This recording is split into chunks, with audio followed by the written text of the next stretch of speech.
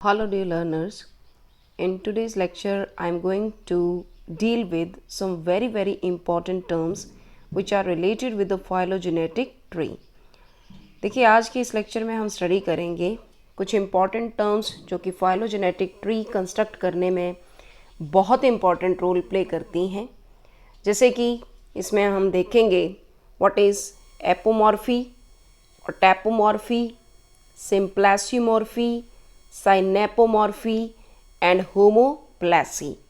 तो these are very important terms जो कि जब भी फाइलोजेनेटिक ट्री की बात होती है तो भाई ये जो टर्म्स हैं ये टर्म्स आपको पता होने चाहिए।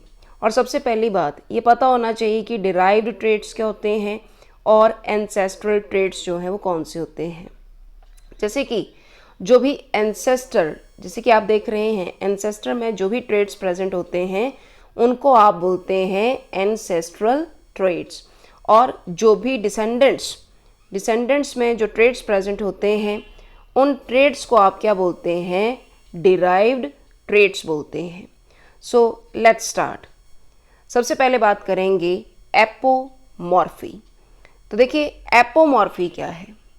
एपोमॉर्फी एक कैरेक्टर होता है, ठीक है जी। एपोमॉर्फी क्या है, इट्स अ कैरेक्टर।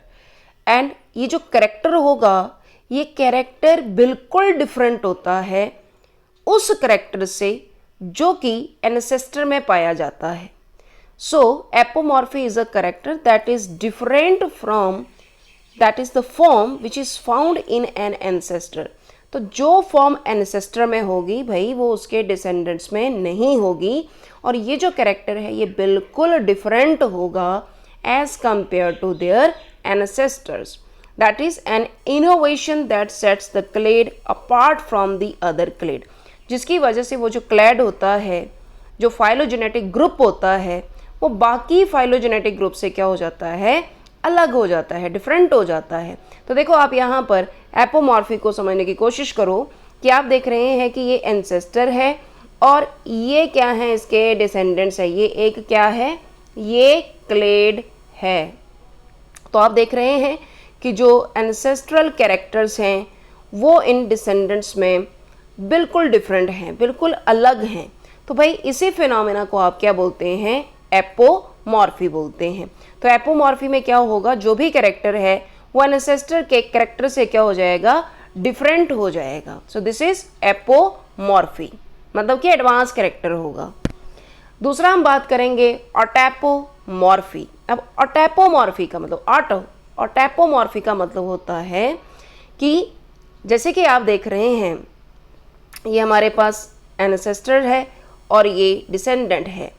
तो जो भी फीचर है, जो भी कैरेक्टर है, ये रिस्ट्रिक्ट हो रहा है किसी पर्टिकुलर सिंगल लाइनेज में। ये जो कैरेक्टर है, ये जो डिराइव्ड कैरेक्टर स्टेट है, ये क्या हो रहा है, रिस्ट्रिक्ट हो रहा है, जिसको कि आप क्या बोलते हैं, ऑटैपोमॉर्फी बोलते हैं। मतलब कि this is the derived character state that are restricted to a single lineage.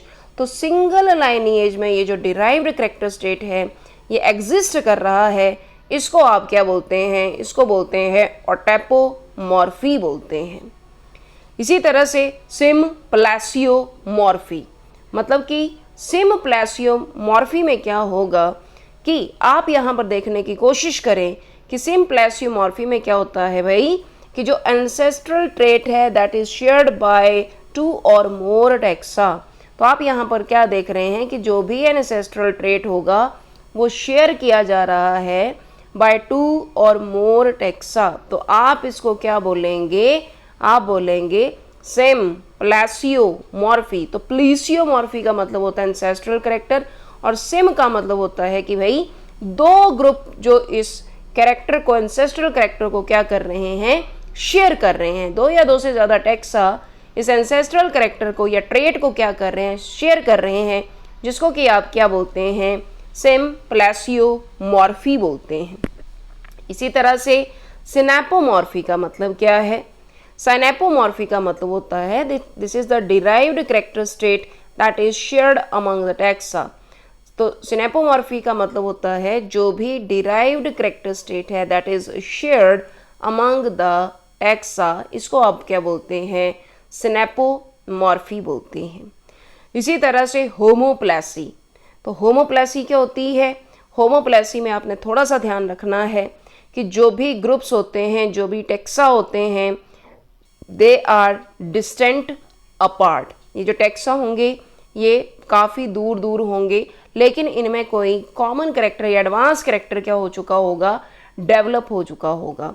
जैसे कि होमोप्लेसी में क्या होता है? इंडिपेंडेंटली इवॉल्व 2 और मोर टाइम्स। तो ये आप देख रहे हैं 2 और मोर टाइम्स ये कैरेक्टर, ये ट्रेट इवॉल्व हो रहा है। And so does not have a unique origin, और इनका जो ऑरिजिन है वो यूनिक नहीं है।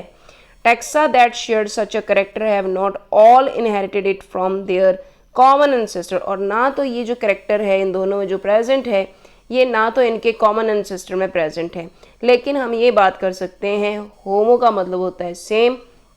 तो जो भी एक ग्रुप आपको नज़र आ रहे हैं, डिस्टेंट अपार्ट नज़र आ रहे हैं, इनमें सेम कैरेक्टर या ट्रेट जो है वो क्या होगा?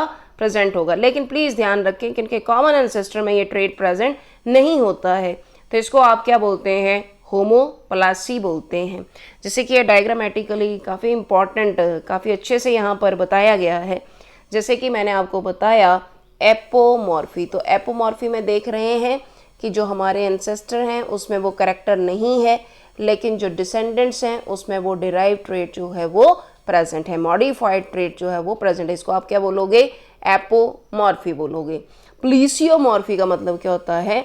जब एंसेस्टर के कैरेक्टर ही आगे क्या हो जाएं? ट्रांसफर हो जाएं, तो इसको आप प्लेसियोमॉर्फी बोलते हैं। सेम प्लेसियोमॉर्फी में क्या होता है?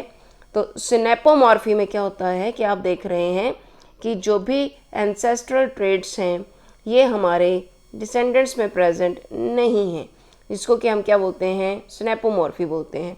और टैपोमॉर्फी में क्या होते हैं? देखो सारे के सारे ये एंसेस्ट्रल कैरेक्टर के साथ हैं, लेकिन इस पर्टिकुलर ग्रुप में क्या हुआ, इस पर्टिकुलर टेक्सा में क्या हुआ है?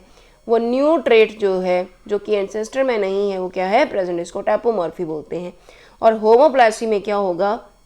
डिस्टेंट अपार्ट 2 ग्रुप होंगे, 2 ग्रुप जो कि डिस्टेंट अपार्ट होंगे, तो इसमें क्या होगा कि एंसेस्टर का कैरेक्टर या एंसेस्टर का ट्रेट जो है वो प्रेजेंट नहीं होगा।